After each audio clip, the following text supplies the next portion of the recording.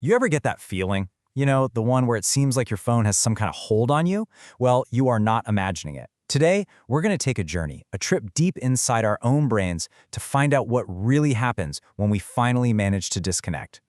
That's a quote from Dr. Wendy Suzuki, a renowned neuroscientist. And honestly, it hits the nail on the head. See, it's not just about staying in touch anymore. Every single scroll, every refresh, it's a gamble.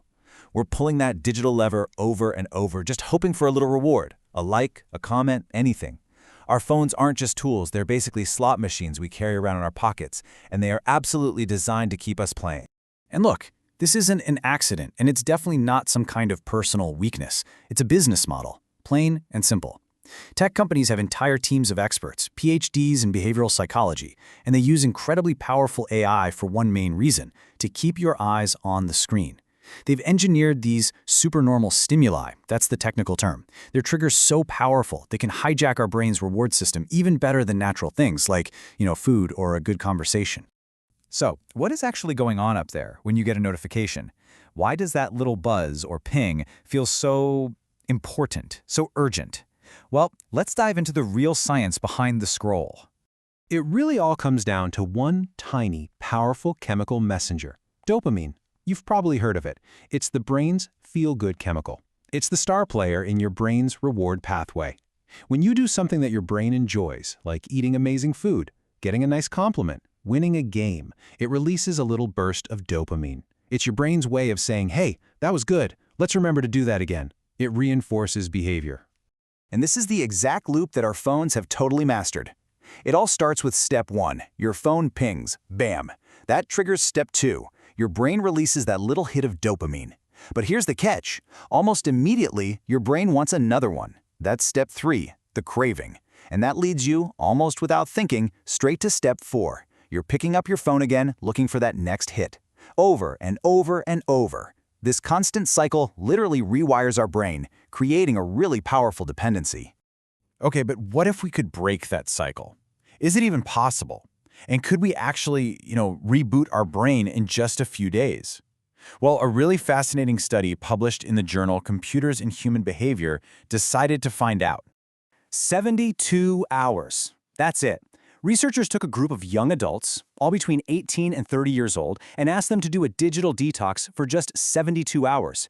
They could only use their phones for stuff that was genuinely necessary. For 3 whole days, they had to step away from the endless scroll. So the scientists used fMRI scans to literally watch what was happening inside their brains. And the results? They were just dramatic. On one side, you have the brain constantly wired to a smartphone. It's all lit up in the craving centers, these areas called the ventral striatum and the anterior cingulate cortex. These are the exact same regions that fire up with substance addiction triggers. Now look at the other side. After just 72 hours of detox, there was a huge reduction in that activity. And get this, the parts of the brain that deal with self-control actually showed stronger connections. The brain was quite literally starting to heal and find its natural rhythm again.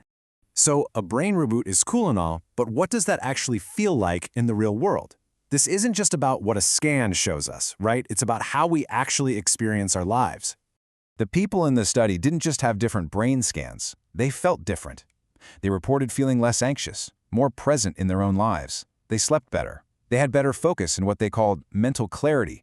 And these aren't just vague feelings. They are tied to real physical changes, like lower levels of cortisol, the stress hormone. And maybe the most amazing part? A lot of them said that after the break, they just didn't want to use their phones as much. I mean, the big takeaway here is just incredible. It turns out our brains have this amazing built-in ability to recalibrate. It's a perfect example of neuroplasticity, the brain's power to change and adapt working in our favor. And it doesn't take months or years. Sometimes just stepping away from the device, even for a little while, is enough to spark real measurable change. So this all brings the focus right back to you, to us. The science is fascinating for sure, but the real power comes when we actually apply it. So let's make this personal. Let's talk about one simple, totally doable first step. Just stop and think about that for a second. If 72 hours can make those kinds of changes in your brain, what could just 24 hours do for you? What could you learn? What moments of quiet or clarity could you find? What could you discover in that empty space? So here it is. Here's the challenge. Just try it for 24 hours. Put the phone away unless you absolutely need it for something. No mindless scrolling, no compulsive checking. This isn't about quitting forever. It's just about giving your brain a moment to breathe, a chance to reset, see how you feel. That whole journey to getting your focus back, it can start with that one single day.